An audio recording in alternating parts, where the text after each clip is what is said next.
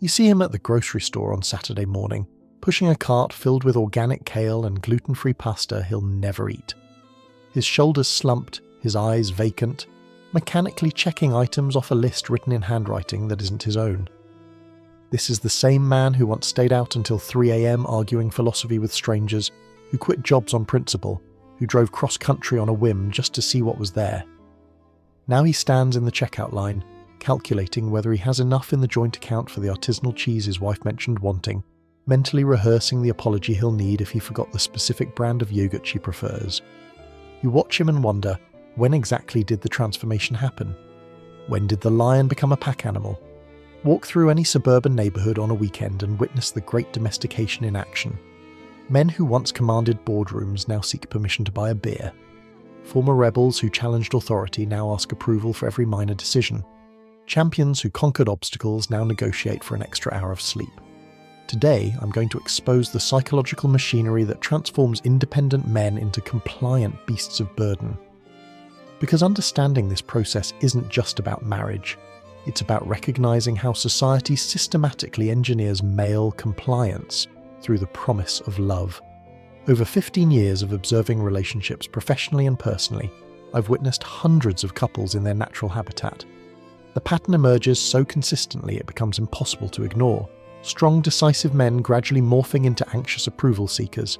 Independent thinkers becoming echo chambers for their partner's opinions. Risk-takers transforming into safety-obsessed planners who check with headquarters before making any move. I've watched entrepreneurs who built companies from nothing, suddenly unable to choose a restaurant without consultation. I've seen military veterans who led troops in combat zones, now terrified of their spouse's disapproval over minor household decisions. The transformation is so complete, so systematic, that it appears engineered rather than accidental. The most disturbing aspect isn't the change itself, it's how these men seem unaware it's happening.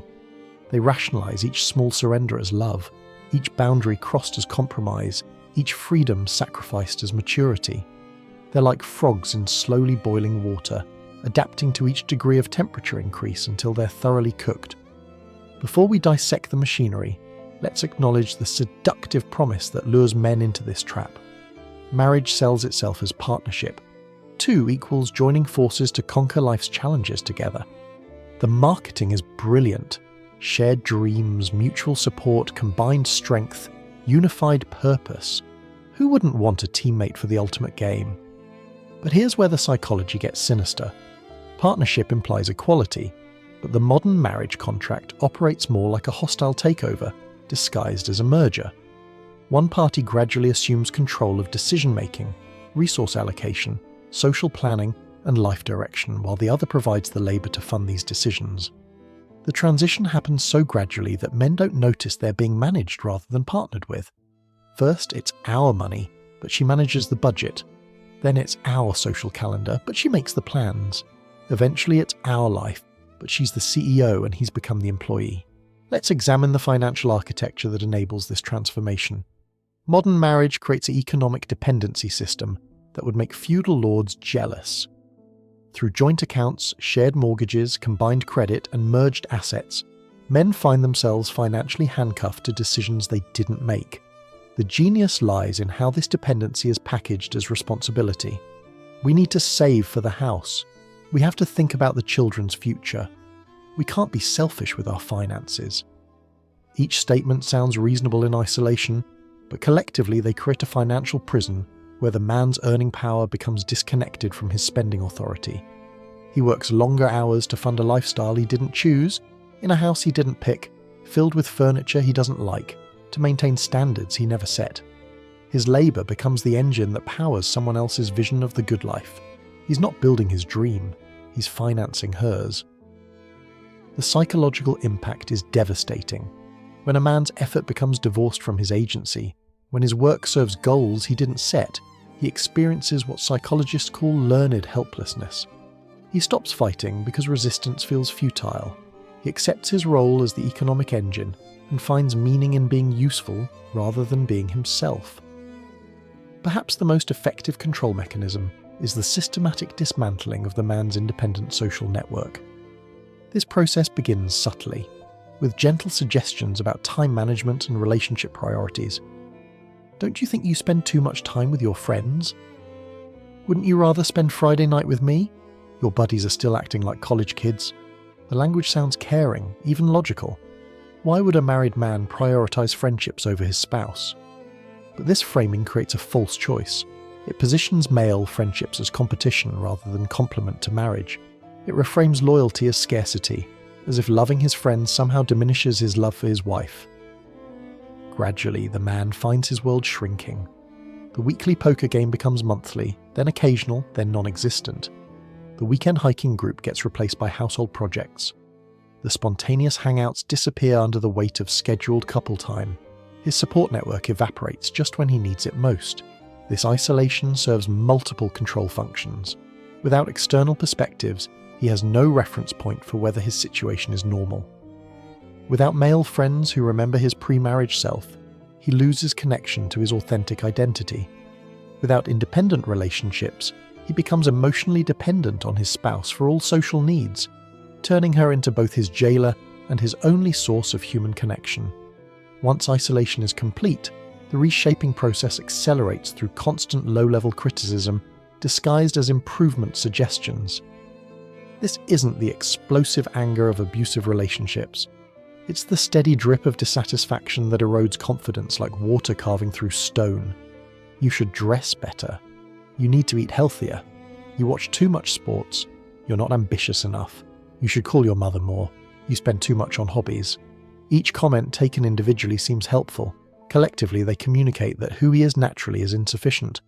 The brilliance of this system lies in its deniability. When confronted, the criticism transforms into concern. I'm just trying to help you be your best self. I want what's best for you. Isn't improvement what relationships are about? The man finds himself defending his right to be himself while simultaneously feeling guilty for resisting change. This constant correction creates a psychological state called external locus of control. Instead of trusting his own judgment, he begins seeking approval for increasingly basic decisions. Should he buy this shirt? Is it okay to grab drinks after work? Can he sleep in on Saturday? His internal compass gets replaced by an external approval system that never quite grants permission to exist comfortably. Watch how marriage systematically eliminates the activities that once brought men joy, purpose, and identity. This happens through the application of utilitarian logic to every pursuit. Does this activity generate income? Does it improve our home? Does it advance our social status? If the answer is no, the activity gets categorized as waste. Video games become childish. Sports become pointless. Music becomes noise. Reading becomes antisocial. Working on cars becomes dirty. Any pursuit that doesn't directly benefit the household gets gradually phased out through scheduling conflicts, budget constraints, and social pressure. The psychological impact extends far beyond lost entertainment. These activities often represent the last connection to pre-marriage identity. They're the spaces where men feel competent, passionate, and autonomous. When these disappear, men lose access to the experiences that once made them feel alive. The replacement activities, home improvement, yard work, family obligations, serve household utility but rarely feed the soul. Men find themselves busy but not engaged, productive but not passionate. They become efficient machines for generating value for others while starving their own spirits. Perhaps the most psychologically damaging aspect of modern marriage is how it transforms basic adult autonomy into a privilege requiring negotiation. Grown men find themselves asking permission for activities they once took for granted. Can I go out tonight? Can I buy this item? Can I visit my parents? Can I take this job? The transformation happens gradually. It starts with consideration. What do you think about me doing X? Then it becomes consultation. Is it okay if I do X? Finally, it becomes supplication. Please let me do X. Each step feels reasonable in isolation, but the trajectory leads to the complete surrender of adult decision-making authority. The request for permission isn't just about the specific activity, it's about establishing who has the power to grant or deny basic human freedoms. When a man must seek approval for normal adult activities, he's no longer operating as an equal partner, he's functioning as a subordinate requesting privileges from a superior. This dynamic creates what psychologists call learned helplessness. When someone's agency becomes dependent on another's approval, they eventually stop exercising independent judgment. They internalize the idea that their desires are secondary and their preferences don't matter. They become psychological children in adult bodies. The marriage industrial complex has perfected the art of guilt-based motivation. Every male desire that doesn't serve household utility gets reframed as selfishness. Want time alone? You're neglecting your family. Want to pursue a hobby? You're wasting resources. Want to maintain friendships? You're prioritizing others over your spouse. This guilt operates on multiple levels simultaneously. There's practical guilt. We can't afford that. There's moral guilt. That's not what good husbands do. There's social guilt. What will people think? There's emotional guilt. It hurts me when you choose that over us. No matter which direction the man turns, he encounters another reason to feel bad about his natural desires. The genius of this system is how it makes the man complicit in his own oppression. He's not being controlled. He's choosing to sacrifice for love. He's not being manipulated. He's being considerate. He's not losing himself. He's growing as a person. The guilt makes him the architect of his own cage. Over time, this constant guilt erodes the man's ability to distinguish between reasonable compromise and excessive sacrifice. His moral compass gets recalibrated to always prioritize others' needs over his own. He develops what therapists call pathological selflessness, the inability to advocate for his own well-being without feeling guilty.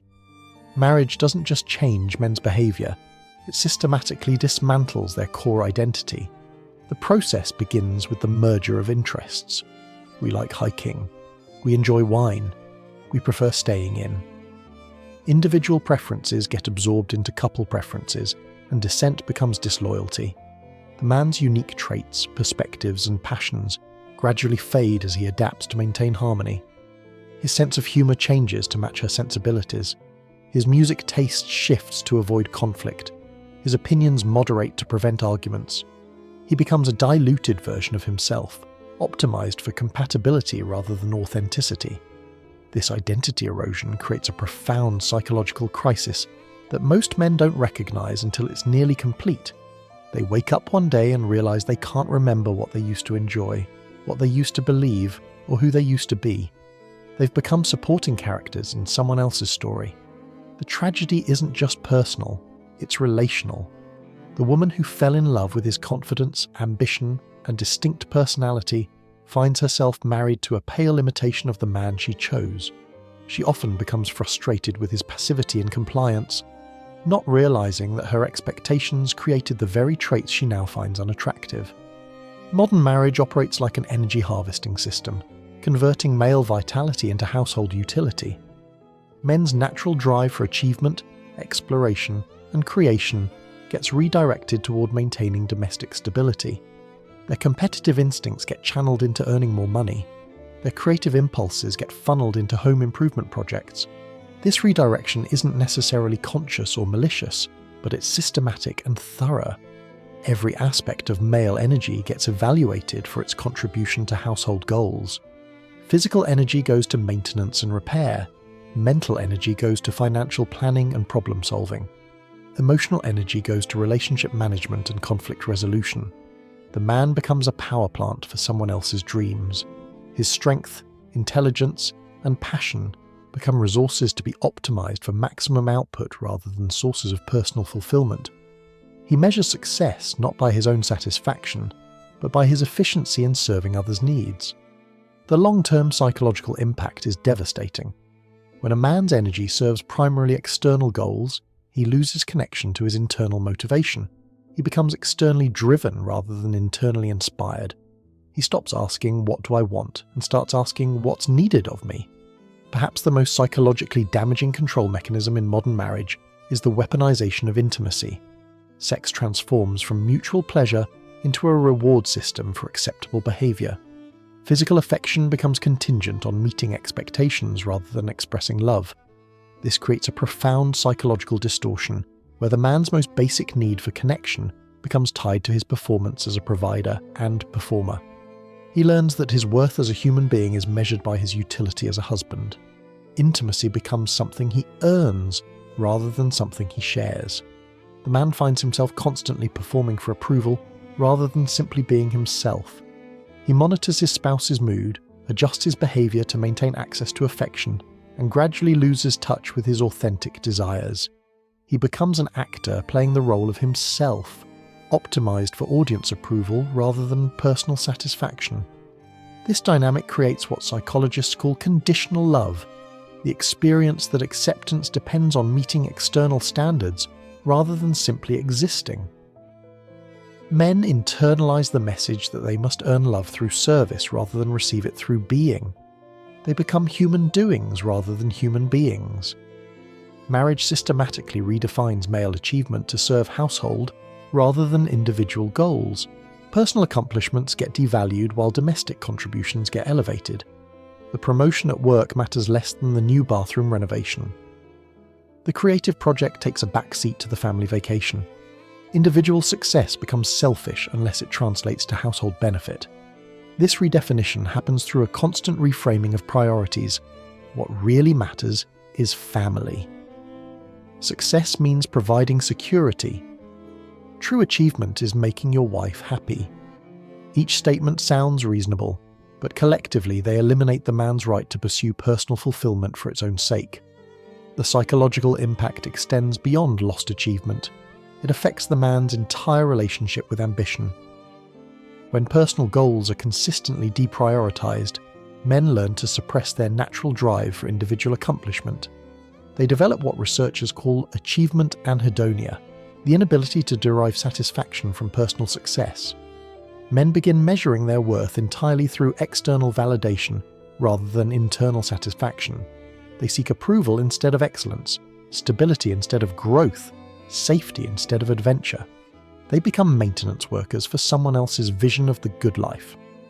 If you're starting to recognize these patterns in your own life or relationships, make sure to subscribe and hit that notification bell. Understanding these psychological mechanisms is the first step toward reclaiming your authentic self and creating relationships based on genuine partnership rather than systemic control.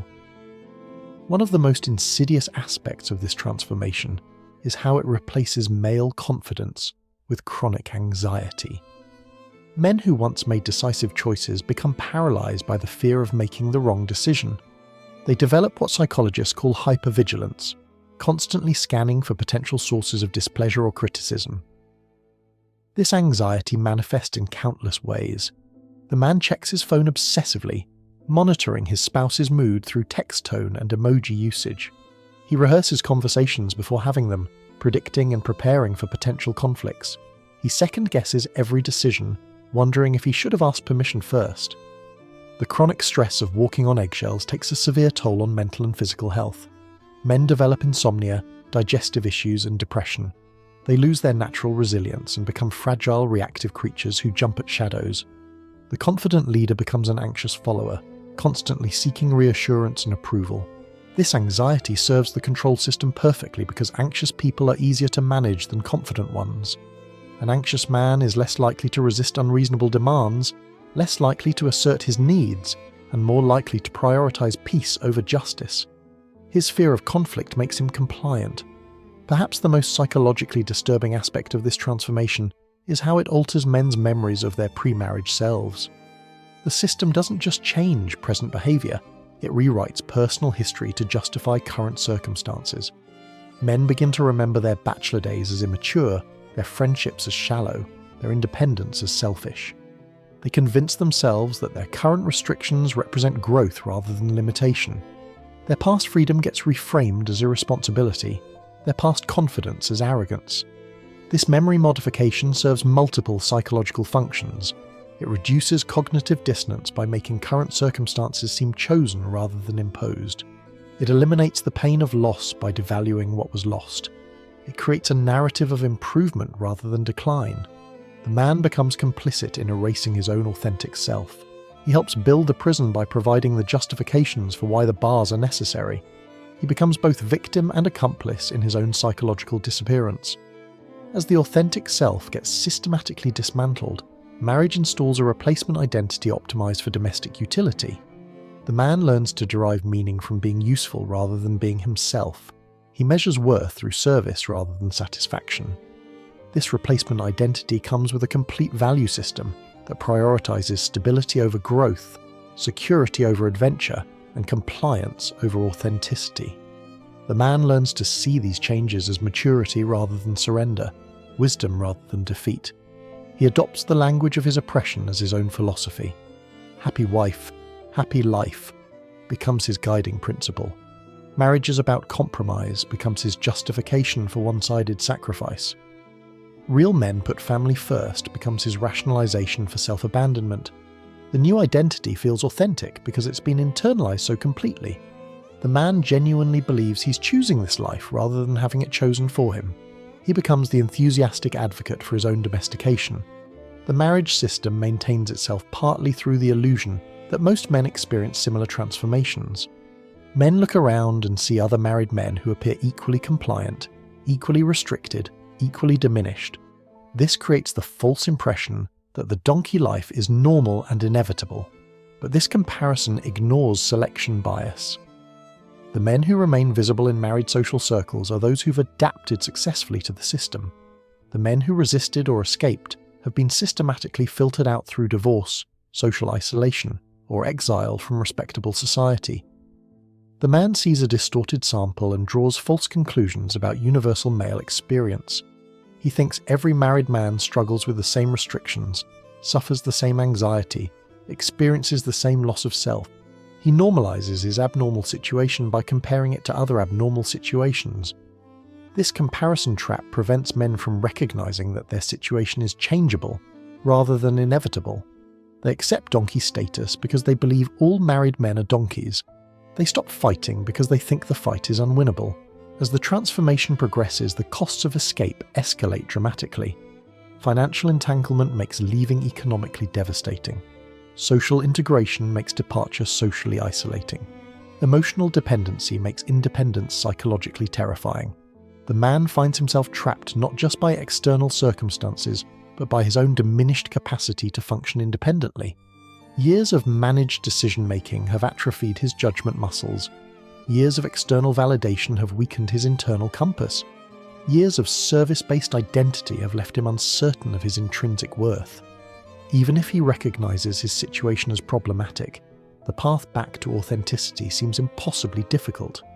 How does he rebuild a social network after years of isolation? How does he rediscover his passions after years of suppression? How does he trust his own judgment after years of external control? The system creates what economists call switching costs, barriers that make changing course more expensive than maintaining the status quo. The longer a man remains in the system, the more expensive escape becomes, until staying seems like the only viable option. Perhaps the most tragic aspect of this transformation is how it gets passed to the next generation. Boys who watch their fathers live as domestic servants learn that this is what adult masculinity looks like. They internalize the message that men exist to serve women's needs and that male desires are inherently selfish. These boys grow up expecting to surrender their autonomy for love. They see male sacrifice as noble and male self-advocacy as immature. They enter relationships already programmed for domestication, making the transformation process faster and more complete. The cycle perpetuates itself through modeling rather than conscious teaching. Boys don't need to be told that men should prioritize others' needs. They see it demonstrated daily in their households. They absorb the lesson that masculinity means utility, that love means service, that maturity means compliance. This intergenerational transmission ensures that each generation of men arrives at marriage already partially domesticated. They require less breaking because they've been pre-trained for the harness. The system becomes more efficient over time. Despite the comprehensive nature of this psychological programming, awakening remains possible. Some men eventually recognize the gap between who they've become and who they once were. They notice their chronic anxiety, their lost passions, their diminished vitality. This recognition often comes through crisis, a health scare that forces reflection, a career setback that reveals dependence, or simply the accumulated weight of years of suppressed authenticity finally becoming unbearable. The man looks in the mirror and doesn't recognize the person staring back.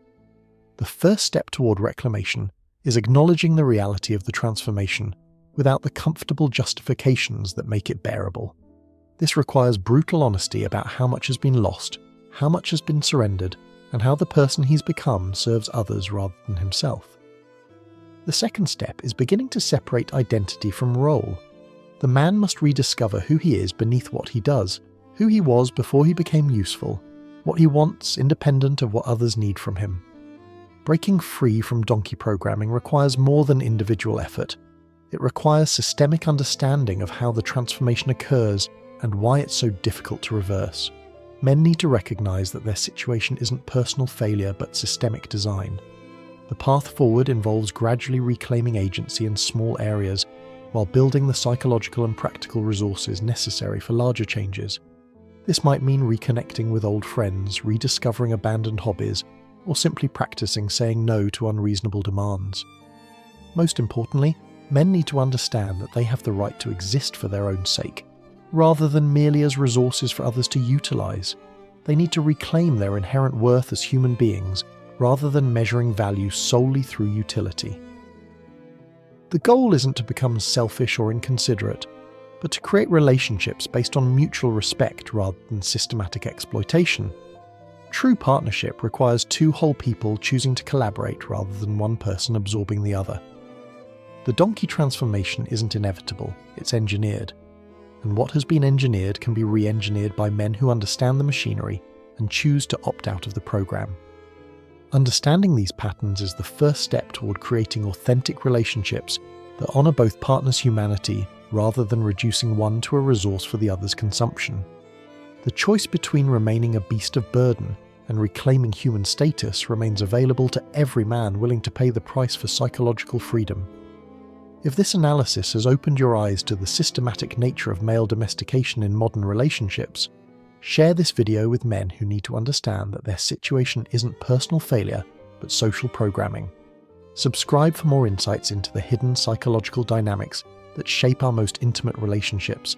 And remember, recognizing the cage is the first step toward opening the door.